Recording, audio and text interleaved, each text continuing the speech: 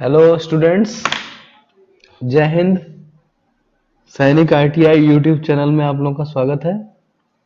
मैं आपका इंस्ट्रक्टर प्रदीप कुशवाहा एक बार फिर सेकेंड ईयर के लिए ट्रेड थ्योरी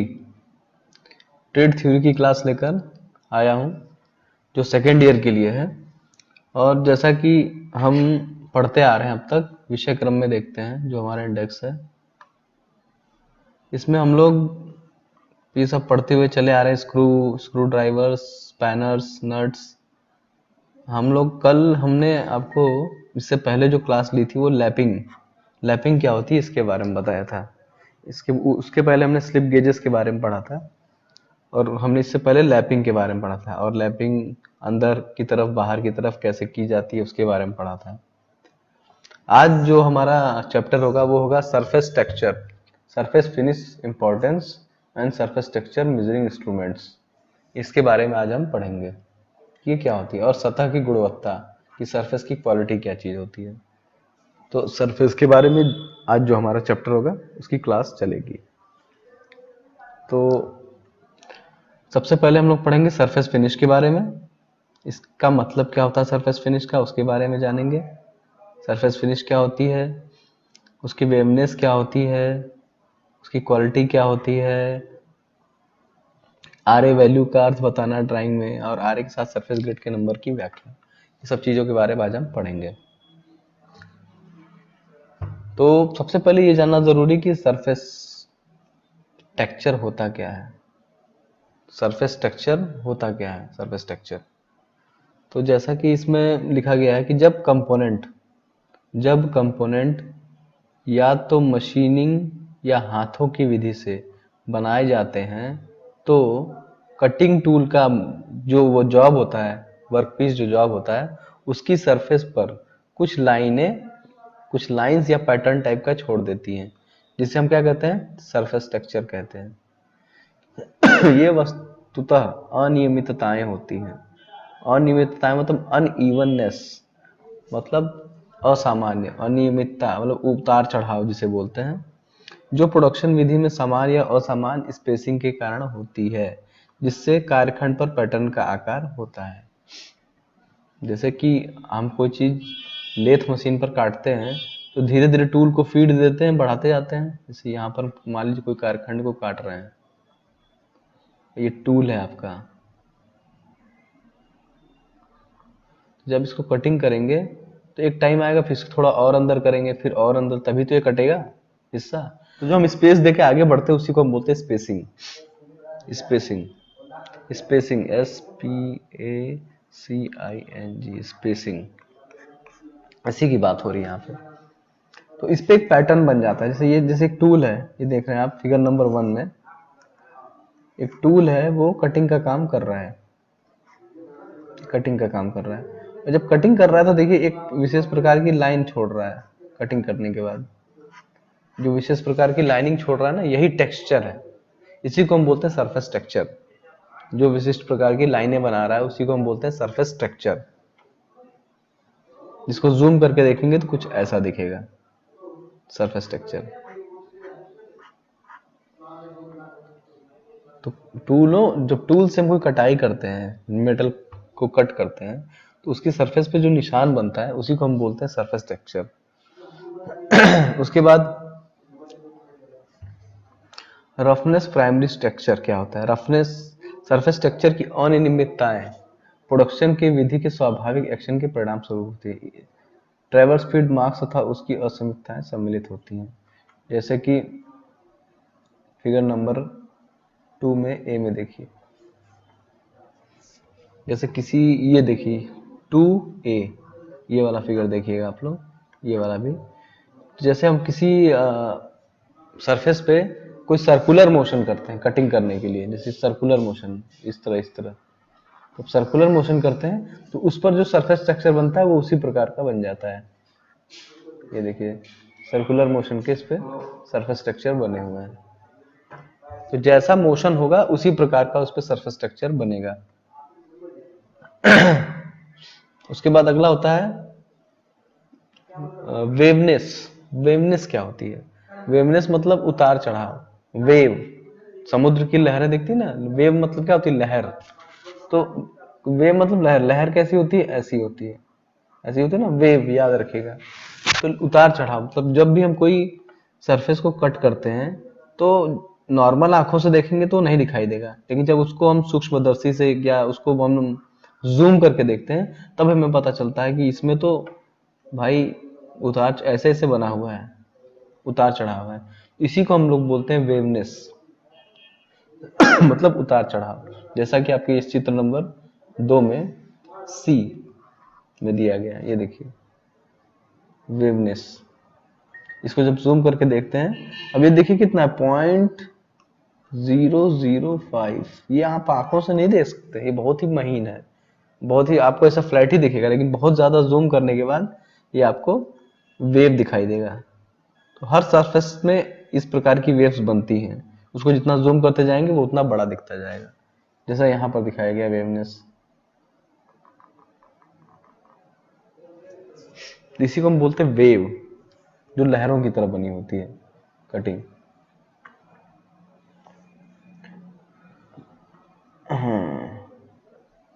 उदाहरण के तौर पे उसने एग्जाम्पल भी दे रखा है, एग्जाम्पल यहाँ पर स्लिप गेज के केस में सरफेस स्ट्रक्चर को प्रैक्टिकली बिना वेवनेस के साथ बहुत फाइन होना चाहिए। ऐसा करने से स्लिप गेज को साथ रिंगिंग करते समय चिपकने में मदद मिलेगी। अब जैसे यहाँ पर देख रहे हैं फिगर नंबर 3, अगर इसमें रफनेस होती, ये जो स्लिप गेज है ऊपर और नीचे, तो इसमें अगर रफनेस होती तो क्या होता है,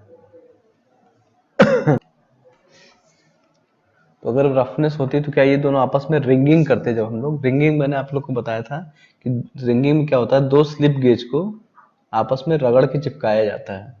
तो जब आप चिपकाते हैं तो उनके बीच में क्या होता है, वैक्यूम क्रिएट होता है और वो दोनों आपस में चिपक जाते हैं।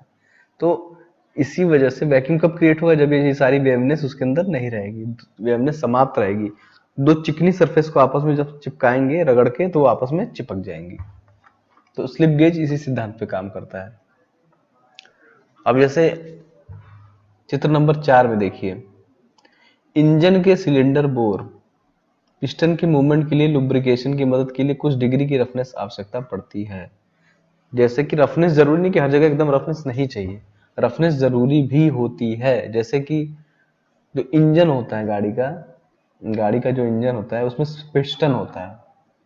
जैसे ये आप देख रहे हैं ना, ये बाहरी आवरण है इंजन का, ये अंदर सिलेंडर बना हुआ है, ये क्या है, सिलेंडर बना हुआ है। और सिलेंडर में ये पिस्टन लगे हुए हैं यहाँ पे, जो अप एंड डाउन काम करते हैं, ऊपर नीचे करते हैं काम। तो अप एंड डाउन जब करते हैं, इसमें क्या होता है कि इसको भी जब आप जूम करके देखेंगे तो इसमें देखेंगे कुछ रफनेस दिखाई देगी आपको इस टाइप की। ये रफनेस इसीलिए होती है कि जिसमें लुब्रिकेशन, जब ऑयल हम डालते हैं तो ऑयल इसी के अंदर फंसा रहता है। अगर रफनेस नहीं होगी तो सारा ऑयल खींच के एक तरफ आ जाएगा और क्या होगा, लुब्रिकेशन नहीं हो पाएगा। इसलिए लुब्रिकेशन को बनाए रखने के लिए थोड़ी सी रफनेस, जो हमें आंखों से नहीं देख सकते, ऐसी रफनेस उसमें दी जाती है। उसका एक स्टैंडर्ड होता है कि कितने, 15 माइक्रोन, 12 माइक्रोन रफनेस का भी स्टैंडर्ड बनाया गया है। तो पॉकेट फॉर ऑयल देखिए यहाँ पर बताया गया है जूम करके कि हाँ, इस हिस्से को इनसे जूम कर दिया है, इस हिस्से को जूम करके यहाँ पर दिखाया गया है माइक्रोस्कोप से, ये देखिए। तो इसके अंदर क्या, तेल जो हम लुब्रिकेशन डालते हैं फंसा रहता है। जब पिस्टन ऊपर नीचे की तरफ गति करता है तो यही लुब्रिकेशन उसके आप स्मूथ चलने में मदद करता है। इसलिए पिस्टन में कुछ रफनेस की आवश्यकता सिलेंडर साइड में होती है, ये आवश्यक है। जब ये अगर आप नहीं देंगे तो सिलेंडर गर्म हो जाएगा, और गर्म हो जाएगा तो फिर आपका सिलेंडर काम नहीं करेगा, उसमें आग लग जाएगी। स्लाइडिंग सरफेस के लिए सरफेस टेक्सचर की क्वालिटी बहुत महत्वपूर्ण है। जब दो स्लाइडिंग सरफेस को एक दूसरे के ऊपर रखा जाए तो प्रारंभ में उनके संपर्क हाई स्पॉट पर होगा। देखिए, जैसे जब भी कोई दो सरफेस को हम आपस में रखते हैं, ये नियम है, तो सबसे पहले कौन सा पॉइंट मिलेगा, जो सबसे ऊंचा होगा, तो ऊंचा पॉइंट यहाँ पे पहले मिल जाएगा। उसी तरह इसमें भी जो पॉइंट सबसे ऊंचा है वो सबसे पहले मिलेगा। फिर जब दोनों को घिसते हैं तो दोनों पार्ट घिसते घिसते एक दूसरे को एडजस्ट कर लेते हैं, और कौन सा पार्ट कहाँ पे फिक्स होना है वो फिक्स हो जाता है। तो इस तरीके से ये घिस कर भी ये काम हो जाता है। जो दो मैचिंग पार्ट्स होते हैं वो आपस में मिलाते हैं। उसके बाद यह बेरिंग सरफेस स्ट्रक्चर की क्वालिटी पर भी निर्भर करता है। इसके कारण बनाए जाने वाली कंपोनेंट की सरफेस क्वालिटी का संकेत करना आवश्यक होता है। सरफेस स्ट्रक्चर को अंकों में व्यक्त कर निर्धारित किया जाता है। सरफेस जो स्ट्रक्चर होता है वो अंकों में, मैंने जैसे आपको बताया ना कि 15 माइक्रोन, 14 माइक्रोन, 10 माइक्रोन, ये सब इसके स्टैंडर्ड बनाए गए हैं कि ये कितना चिकना है, मतलब उसकी रफनेस कितनी है माइक्रोन में। रफनेस को कैलकुलेट करने के लिए आरए वैल्यू से डिफाइन किया जाता है। जैसे कि कोई रफनेस है तो उसको हम क्या बताएंगे, उसको बोलेंगे आरए वैल्यू कितनी है इसकी, मतलब वो कितना रफ है, कितना चिकना है, कितना ज्यादा खुरदुरा है। ये सारे डिसीजन हम आरए वैल्यू से ही लेते हैं। अब सरफेस स्ट्रक्चर की क्वालिटी को अंकों में उपयोग में लाई जाने वाली सबसे सामान्य विधि है। इसे सेंटर लाइन एवरेज भी कहते हैं। इसे CLA सेंटर लाइन एवरेज भी कहते हैं। और आरए वैल्यू बहुत ही इंपॉर्टेंट है, एग्जाम में पूछा जाता है। फिगर नंबर 6 में देखिए आप लोग कि एक मटेरियल की फिगर 6 में मटेरियल के नीचे बनी कैविटी खोखलापन था ऊपर के बराबर में बनाते हुए सरफेस प्रोफाइल को काटने का मीन लाइन होता है। देखिए एक मीन लाइन बनाई गई है।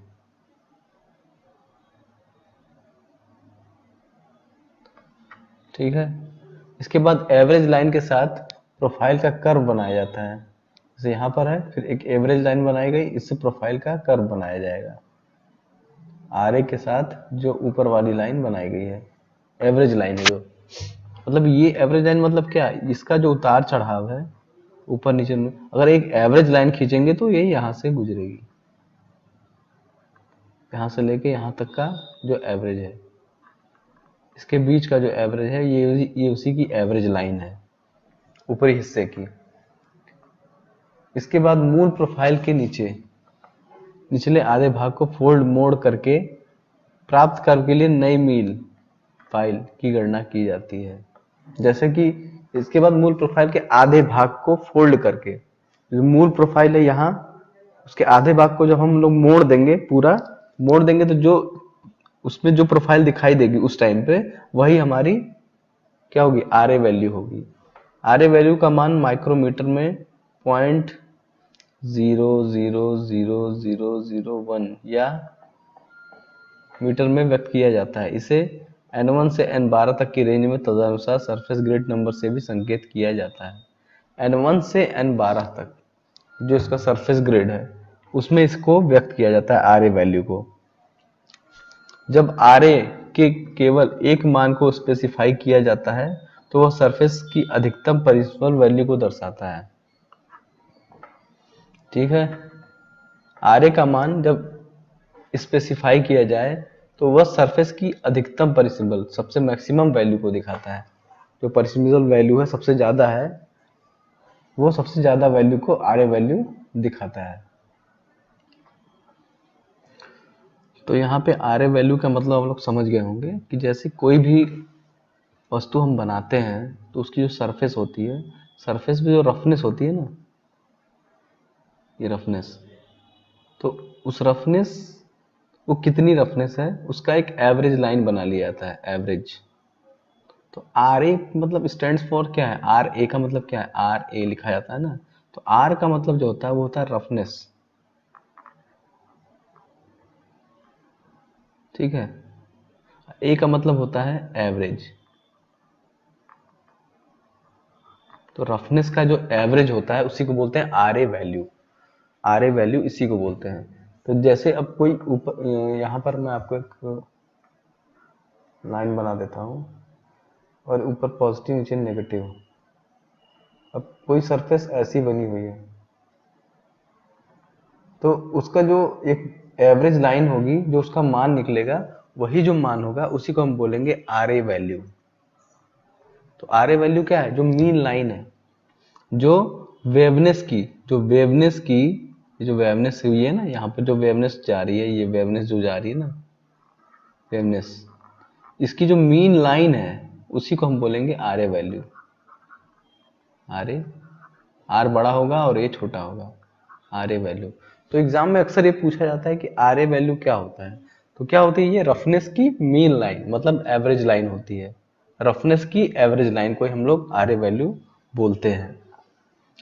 इस बात का आप लोग खासा ध्यान रखिएगा। और जो आर ए वैल्यू का मान माइक्रोमीटर में या मीटर में व्यक्त किया जाता है, इसे N1 से N12 तक की रेंज में तदनुसार सरफेस ग्रेड के हिसाब से संकेतित किया जाता है। आरए में केवल एक मान को स्पेसिफाई किया जाता है, वह तो सरफेस रफनेस की अधिकतम परमिसिबल वैल्यू को दर्शाता है। अब जैसे अधिकतम परमिसिबल वैल्यू क्या होती है, मान लीजिए कि कोई रफनेस है, इस प्रकार की कोई रफनेस है, तो ये जो मान है ये यहां से लेके सबसे ऊंचाई पे और जो सबसे निचाई पर है, तो इसकी जो टोटल हाइट है, टोटल हाइट, इसी को बोलते हैं maximum permissible value. Maximum permissible value इसी को बोलते हैं, जो सबसे हाइट पे और जो सबसे डाउन पे, इसकी जो मैक्सिमम हाइट होती है किसी भी रफनेस की, उसी को बोलते हैं मैक्सिमम परमिसिबल वैल्यू। ठीक है, तो यहाँ तक आपको आर ए वैल्यू समझ में आ गया, रफनेस क्या होती है वो समझ में आ गया होगा। जो खुरदुरापन, हम किसी चीज को हाथ से सरफेस पर रगड़ते तो खुरदुरापन नजर आता है ना, वही रफनेस है। अब आगे हम पढ़ेंगे इसी से संबंधित वो भी चैप्टर ही है, मैकेनिकल स्ट्रक्चर मेजरिंग इंस्ट्रूमेंट। अब जैसे ये जो रफनेस होती है, जो टेक्सचर होता है, उसको मापने के भी बहुत सारे यंत्र होते हैं। तो सरफेस टेक्सचर जो मेजरिंग इंस्ट्रूमेंट जो क्या क्या होते हैं उसके बारे में हम यहाँ पर पढ़ेंगे। सरफेस फिनिश स्टैंडर्ड में हम पहले देख चुके हैं कि पहले सरफेस की तुलना करके क्वालिटी को ज्ञात करने की विधि है। जो सरफेस में हम क्या करते हैं, क्वालिटी चेक करते हैं ना कि कितनी है, उसकी आर ए वैल्यू कितनी है। क्वालिटी कैसे पता करते हैं, आर ए वैल्यू से। ऐसे मेजरमेंट का उच्च डिग्री की एक्यूरेसी की आवश्यकता इन्हें उपयोग में नहीं किया जा सकता। तो हाई डिग्री में इससे भी ज्यादा एक्यूरेसी में मापने के लिए हमें कुछ इंस्ट्रूमेंट्स की जरूरत पड़ती है। कुछ ऐसे इंस्ट्रूमेंट होते हैं जो मैकेनिकल होते हैं और कुछ ऐसे इंस्ट्रूमेंट होते हैं जो इलेक्ट्रिकल होते हैं। तो दो तरीके से हम लोग रफनेस को चेक कर सकते हैं, एक मैकेनिकल से और एक क्या कहते हैं इलेक्ट्रॉनिक सरफेस इंडिकेटर से, जिसको हम लोग बोलते हैं टेलीसर्फ। सबसे पहले पढ़ते हैं मैकेनिकल सरफेस इंडिकेटर के बारे में।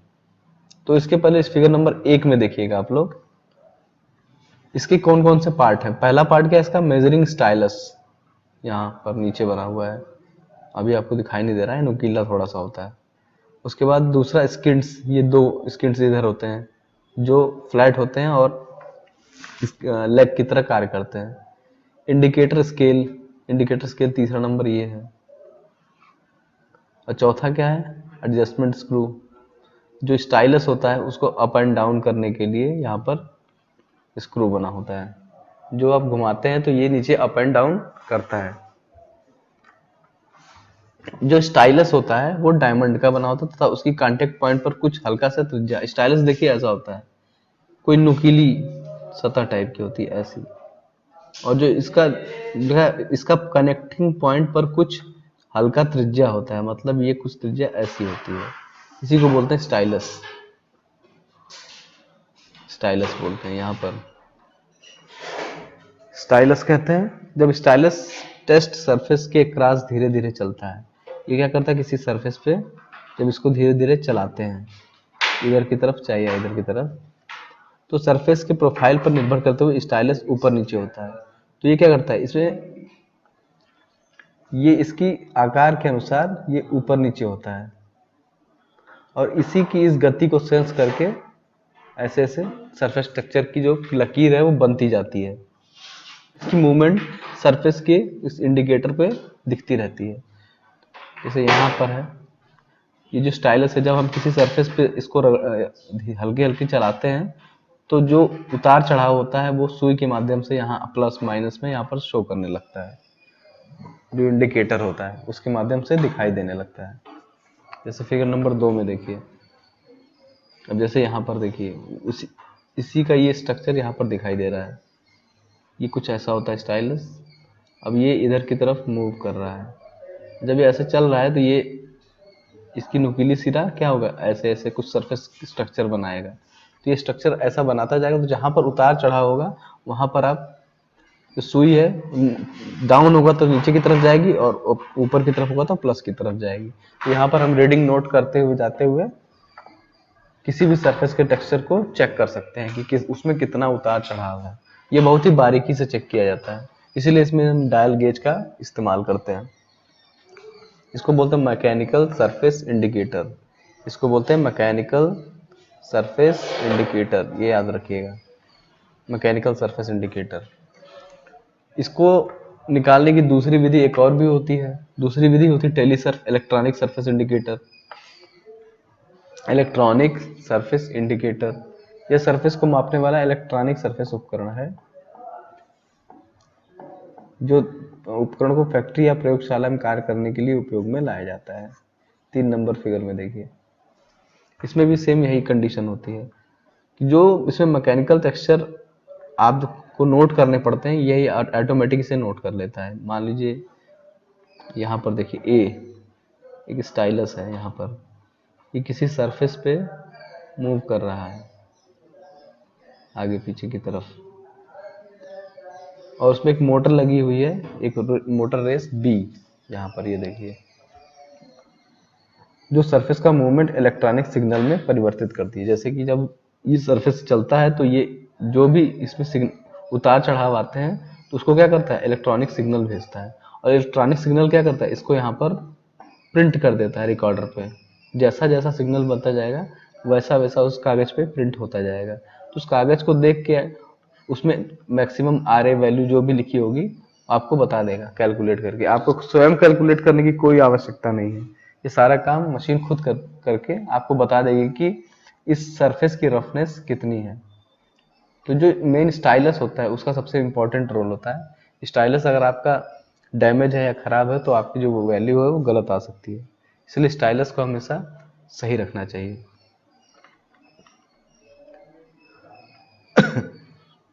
सतह की गुणवत्ता, विभिन्न पार्ट्स को विभिन्न मशीनिंग प्रक्रियाओं द्वारा निर्मित किया जा सकता है। पार्ट को उसकी सतह, जो उसकी सतह होती है उस पर अलग अलग प्रकार की हमें क्या होती है, फीलिंग होती है। जब आप हाथ से किसी सतह को फिराते हैं, जैसा फिगर नंबर 1 में दिखाया जा रहा है, इस पर आप जब हाथ फिराते हैं तो आपको उस पर टेक्सचर जो होता है, जो उस पर लाइनिंग वाइनिंग बनी होती है, या तो सर्कुलर लाइनिंग या सीधी लाइनिंग, वो आपको महसूस होने लगती है कि इस पर सीधी लाइनिंग है या सर्कुलर लाइनिंग है। सतह के उतार चढ़ाव ये किसके कारण होता है, टूल के कारण होता है। जो हम लोग उस पर ऑपरेशन करते हैं, मार्किंग करते हैं, सर्कुलर ऑपरेशन कर रहे हैं तो सर्कुलर बनेगा, सीधा ऑपरेशन कर रहे हैं तो सीधा बनेगा, जिगजैग ऑपरेशन कर रहे हैं तो जिगजैग बनेगा। जैसा ऑपरेशन करते हैं उस पर वैसी लकीरें बनने लगती हैं। जैसे इस पर टेढ़ी लकीरें बन रही हैं, जैसे इस पे देखिए वेवनेस आई हुई है प्लस टेढ़ी लकीरें बनी हुई हैं।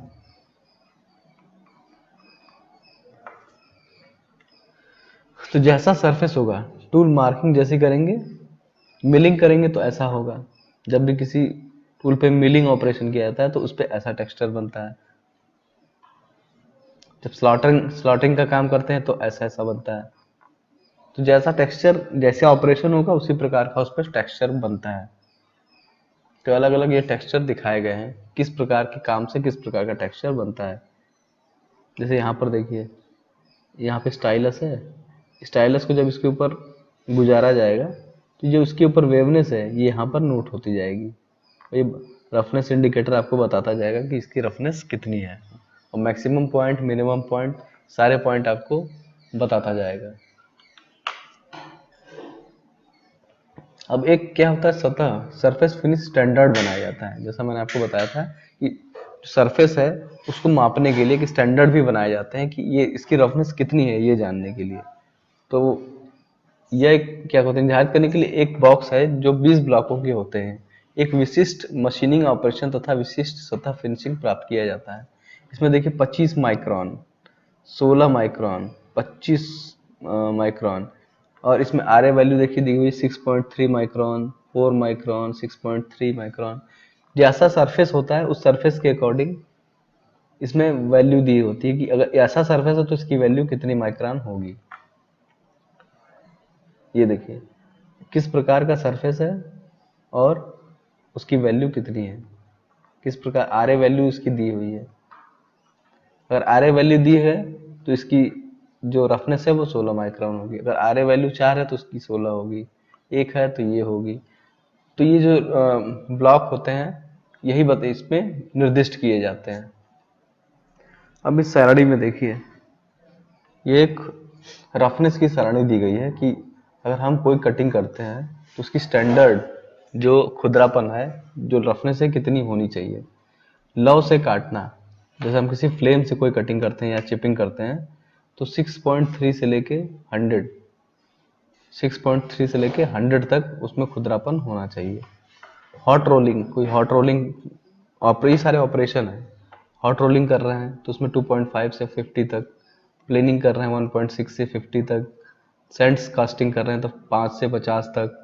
सबकी यहाँ पर अलग अलग स्टैंडर्ड दिए हुए हैं, तो कितना खुरदरापन होना चाहिए। ये स्टैंडर्ड एक मानक बनाए गए हैं कि हमें कोई भी अगर कार्य करना है इसी मानक के अनुसार करना चाहिए।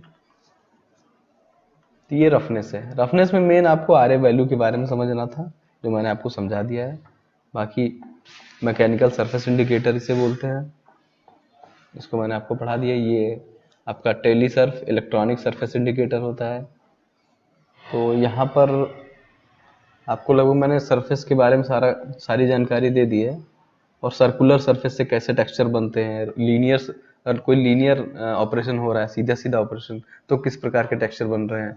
वेव क्या होती है, वेव मैंने बताया ना, समुद्र की लहरें टाइप की वेव, लहरों को ही बोलते हैं वेव।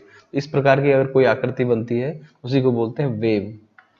और ये हमें नंगी आंखों से नहीं बल्कि माइक्रोस्कोप से जूम करके जब हम इसे चेक करते हैं तब हमें दिखाई देता है। उसके लिए जो विभिन्न प्रकार के उपकरण है जूम करके देखने के लिए, वो हमने आगे आपको पढ़ाया। ये देखिए उसके लिए उपकरण मैकेनिकल सरफेस इंडिकेटर है, टेली सर्फ है, जिनके माध्यम से हम पता कर पाते हैं कि इसमें कितना वेवनेस है, कितनी उतार चढ़ाव है। तो यहाँ पर आज हमारा जो ये चैप्टर है सरफेस फिनिश का वो यहाँ पर ख़त्म होता है। अगला चैप्टर हम पढ़ेंगे होनिंग के बारे में। होनिंग क्या चीज़ होती है। तो होनिंग क्या है, होनिंग भी एक सरफेस फिनिश से रिलेटेड एक ऑपरेशन है। किसी होनिंग क्या होती है, होनिंग के बारे में। होनिंग एक सुपर फिनिश विधि है जो धात्विक और अधात्विक सतहों में स्टाक को हटाने के लिए अपघर्षी छिद्रों के उपयोग में की जाती है। मतलब किस कोई होल है, कोई यहाँ पर होल है, अगर उसकी इंटरनल सरफेस को हमें घिसना है, उसको स्मूथ करना है घिस घिस के, तो हम क्या करेंगे, ऊपर से एक सर्कुलर मोशन में ऑपरेशन करेंगे जो गोल गोल घूमेगी और इस सरफेस को घिस देगी। इसी को हम बोलते हैं होनिंग ऑपरेशन। इसमें होनिंग ऑपरेशन में दो गति कर, जो टूल होता है वो दो तरीके से गति करता है। फिगर नंबर 1 में देखिएगा आप लोग कि ये आपका सिलेंडर है, इस सिलेंडर में ये देखिए होनिंग टूल लगा हुआ है घिसने के लिए। अब ये क्या करता है, ये एक तो वृत्तीय गति कर रहा है, घुमावदार गति कर रहा है, और दूसरा घुमावदार गति करते करते ये अप एंड डाउन धीरे धीरे ऊपर नीचे भी गति करता है।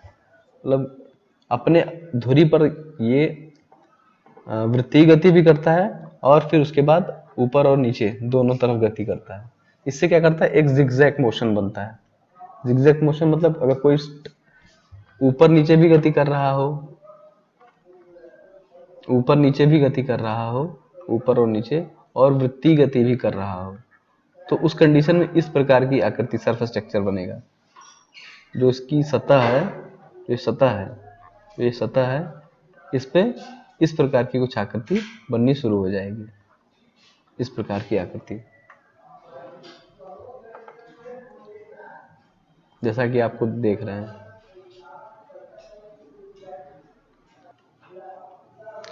ये विभिन्न प्रकार की आकृतियां हैं जो होनिंग के द्वारा प्राप्त की जाती हैं। ये जहाँ जो क्रॉस बन रहा है ना, यहाँ पर कुछ ऐसी आकृति बनती है, ऐसी आकृति। ये आकृति हमें प्राप्त करने के लिए ऐसे की जाती है ताकि इस कुछ रफनेस उसमें हमें चाहिए होती है ऐसी, जिसके बीच में हम अगर कोई जेली या किसी पेट्रोलियम जेली का इस्तेमाल करें, किसी लुब्रिकेंट का इस्तेमाल करें, तो उसके बीच में जगह बनाने के लिए क्या, ताकि वो उसमें स्थिर रहें, तो ऐसी जगहों पर हम ऐसी क्रॉस, ऐसे पैटर्न को बनाने के लिए होनिंग का इस्तेमाल करते हैं।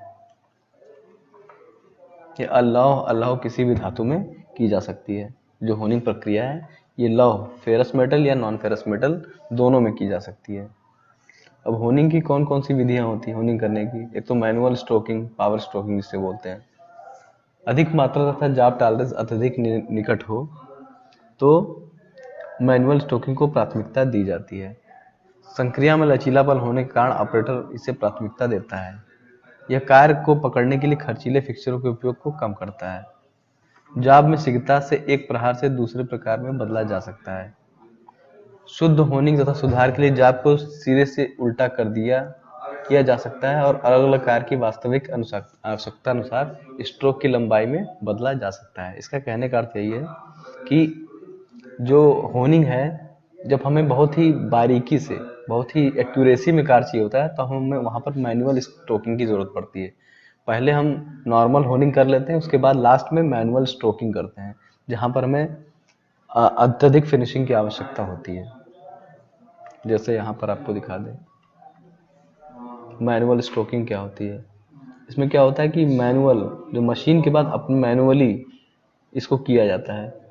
जो मशीन की सर्फेसेस होती हैं, हमें कहीं भी रिक्वायरमेंट के अनुसार अधिक घिसना होता है, तो उसके अकॉर्डिंग ये स्टोन होल्डर बने होते हैं और ये वेज बना होता है और ये मैंड्रिल होता है, और इसको इसमें घुमाया जाता है। जब इसको घुमाया जाता है तो जहाँ भी उभरी हुई सरफेस होती है उसको घिस घिस कर चिकना कर दिया जाता है। तो ये क्या होता है कि इसके लिए हमें अलग से कोई फिक्सचर की जरूरत नहीं पड़ती है, क्योंकि ये काम मैनुअल है, तो आप इसको कर सकते हैं। नहीं तो अगर आप इसको मशीनों से करना होता तो स्पेशल डिज़ाइन करने वाले फिक्सचर डिज़ाइन करने पड़ते हैं, जिसमें लाखों करोड़ों रुपए का खर्च आता है। इसलिए मैनुअल स्ट्रोकिंग के लिए ऐसा कार्य किया जाता है, ताकि कॉस्ट की भी बचत हो सके, पैसों की भी बचत हो सके, समय की बचत हो सके, और जो कार्य है वो काफ़ी एक्यूरेसी से हो सके। पावर टूल की परिधि की चारों ओर समान दूरी पर एब्रेसिव स्टोन होते हैं तथा टूल सामान्यतः डबल यूनिवर्सल ज्वाइंट के साथ सतह संगठित प्रदान होते हैं। जैसे पूरी परिधि पे होते हैं, यही पूरी परिधि पे एक समान फैले होते हैं और ये इसको घिसते हैं। इसके बाद जो होनिंग स्टोन होता है, होनिंग स्टोन में एल्युमिनियम ऑक्साइड, सिलिकॉन कार्बाइड, हीरा के कण, विट्रिफाइड क्ले, कॉर्क, कार्बन के धातु के साथ बंधे हुए होते हैं। होनिंग स्टोन में खुली संरचना होती है, ठीक है, ओपन स्ट्रक्चर होता है तथा चिप्स निकालने में मदद करता है। जो होनिंग स्टोन होता है ये क्या होता है? ओपन स्ट्रक्चर होता है। स्ट्रक्चर उपयोग किए जाने वाले अपघटों में ग्रिट साइज, जो उसकी ग्रिट की साइज होती है वो 36 से 6000 की सीमा में होती है, किंतु सामान्यतः उपयोग में वाले 120 से 320 तक ही होते हैं। अब जो एब्रेसिव यूज किए जाते हैं वो कौन कौन से होते हैं? सिलिकॉन कार्बाइड, ढलवा, हीरा, तल लोहा तथा अलौह धातुएं, टंगस्टन, सिरेमिक आदि। इसमें देखिए power stroke honing tool. Power मतलब क्या होता है? जो मशीन से चलाया जाए। ऊपर मशीन में चक में इसे बांध दिया जाता है और ये गोल गोल और अप डाउन कंडीशन में काम करता है। और इस पे देखिए ये स्टोन लगे रहते हैं घिसने वाले। जब ये सर्कुलर मोशन में घूमते हैं तो उसके चारों तरफ कटिंग का कार्य करने लगते हैं। कटिंग फ्लूइड क्या होता है? कटिंग फ्लूइड मतलब काटने के दौरान जब जॉब गर्म होता है तो उसको वर्किंग टेम्परेचर बनाए रखने के लिए, मतलब उसको ठंडा रखने के लिए हम क्या करते हैं? कटिंग फ्लूइड्स का इस्तेमाल करते हैं। अगर कटिंग फ्लूइड का इस्तेमाल नहीं करेंगे तो जो मेटल है अत्यधिक हीट हो जाएगा तो क्या होगा? उसकी मैकेनिकल प्रॉपर्टी में बदलाव आने लगेंगे। तो वो कुछ बदलाव आएंगे तो उसमें कोई ना कोई विकृति आ सकती है। तो उस विकृति से बचाने के लिए हमेशा कूलेंट का ऑपरेशन किया जाता है। खनिज तेल का एक भाग तेल के साथ 4 भाग मिट्टी का तेल का अनुपात मिलाकर इसको कूलेंट बनाकर इसके ऊपर डाला जाता है। जब तक मशीनिंग प्रक्रिया होती रहेगी उसके ऊपर हमेशा कूलेंट लगातार डाला जाता था, ताकि जो जॉब वो ठंडा बना रहे, और ठंडा रहेगा तो उस पर चिप्स की कटिंग लगातार होती रहती है। तो होनिंग ऑपरेशन आप लोग समझ गए होंगे कि किसी भी होल का जो इंटरनल अंदर वाला डायमीटर होता है उसको चिकना करने के लिए उसको परिष्कृत करने के लिए होनिंग ऑपरेशन किया जाता है। होनिंग ऑपरेशन में एक तो ये सर्कुलर मोशन अपनी अक्ष पर गोल गोल घूमता है और प्लस ऊपर नीचे ये धीरे धीरे ऊपर नीचे भी गति करता है। ये इसे हम बोलते हैं होनिंग ऑपरेशन।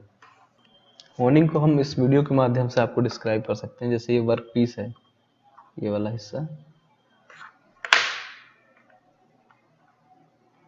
और इस वर्क पीस के माध्यम से,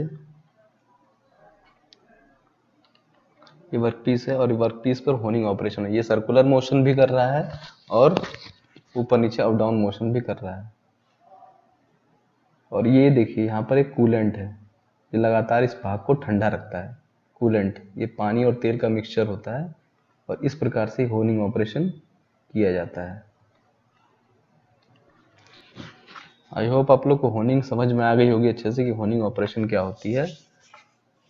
और इससे संबंधित अगर आपको कोई भी डाउट होगा तो कमेंट बॉक्स में कमेंट कीजिएगा। अब समझते हैं कि फ्रॉस्टिंग क्या होती है। फ्रॉस्टिंग, हमने होनिंग पढ़ लिया है, अब होनिंग के बाद हम पढ़ते हैं फ्रॉस्टिंग क्या होती है। फ्रॉस्टिंग मतलब होता है ठंडा करना।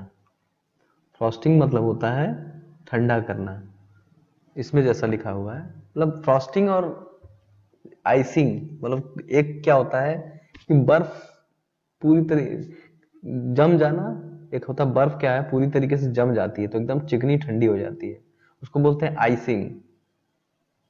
ICEING, icing. एक होता है कि जो बर्फ खुरदुरी होती है और पूरी तरह नहीं जमती है, हाफ, उसे बोलते हैं फ्रॉस्टिंग, FROSTING। तो जो खुरदुरी सरफेस बनती है तो फ्रॉस्टिंग वहीं से, वो शब्द जो है ये यहीं से लिया गया है। तो जब कोई केक या आइसक्रीम बनाई जाती है तो फ्रॉस्टिंग प्रोसेस का इस्तेमाल किया जाता है। तो वही फ्रॉस्टिंग प्रोसेस इसमें दिखाया गया है कि एक ऐसी प्रक्रिया जिसमें स्क्रैप धातु की सतह के पर हैंड स्क्रैपर के द्वारा वो निशान बनाया जाता है। क्या होता है, इसमें किसी भी सरफेस, कोई सरफेस है, इसको अगर हमें थोड़ा सा खुरदुरा बनाना है, लेकिन एक पैटर्न की तरह जो देखने में सुंदर लगे, जैसे कि आपने देखा होगा चेकर्ड प्लेट थोड़ी खुरदुरी होती है लेकिन देखने में सुंदर लगता है। आजकल दीवारें हैं थोड़ी खुरदुरी टाइप की बनाई जाती हैं लेकिन एक तरह की बनाई जाती हैं। तो वैसा कुछ स्ट्रक्चर बनाना ही कहलाता है आपका फ्रॉस्टिंग, उसी को हम बोलते हैं फ्रॉस्टिंग। फ्रॉस्टिंग को फ्लैकिंग के रूप में भी बुलाया जाता है जब एक पॉलिश या स्क्रैप वाली प्लेट सतह पर एक पैटर्न वाला फिनिश बनता है। कोई पैटर्न वाला फिनिश आप बना रहे हो, उसी को हम बोलते हैं फ्रॉस्टिंग। अब इसका इस्तेमाल किया क्यों जाता है?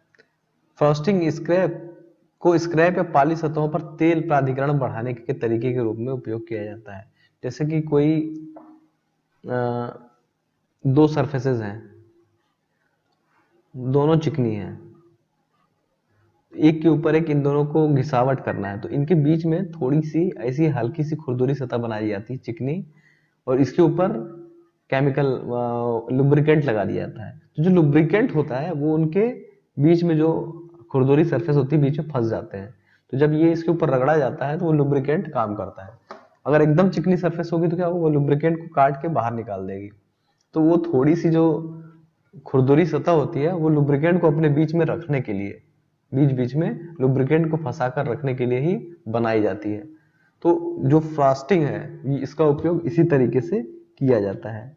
यह मशीनी भागों के साथ महत्वपूर्ण है ताकि उन्हें चिकनी और चिकनाई के साथ सुचारू रूप से आगे बढ़ा सके। फ्रॉस्टिंग के बिना तेल एक दूसरे के संपर्क में केवल धातु की सतहों को छोड़कर भाग जाएगा जिससे मशीन खराब हो जाएगी। जैसे मैंने अभी बताया ना, अगर दोनों सतह चिकनी होंगी तो वो क्या करेगा, आगे निकल जाएगा। इसीलिए जब भी कोई सरफेस पॉइंट होता है दो, तो उनके बीच में ऐसी लाइनिंग बना दी जाती है इस टाइप की। इसी लाइनिंग में आपका लुब्रिकेंट होता है, जैसे ग्रीस तेल ये सब फंसा रहता है। तो जब ये रगड़ता है एक के ऊपर एक तो यही इसी के अंदर जो ग्रीस तेल होता है ये इसको घिसने से बचाता है। तो इसीलिए हम लोग फ्रॉस्टिंग का इस्तेमाल करते हैं। इसमें देखिए फ्रॉस्टिंग किया कैसे जाता है। इसका स्टेप 1 है, आराम से खड़े हो जाओ। स्क्रैपर, एक स्क्रैपर जैसे मैंने आपको स्क्रैपर बताया था, आगे ऐसा रहता है, उसके आगे एक नुकीला चपटा सरफेस होता है।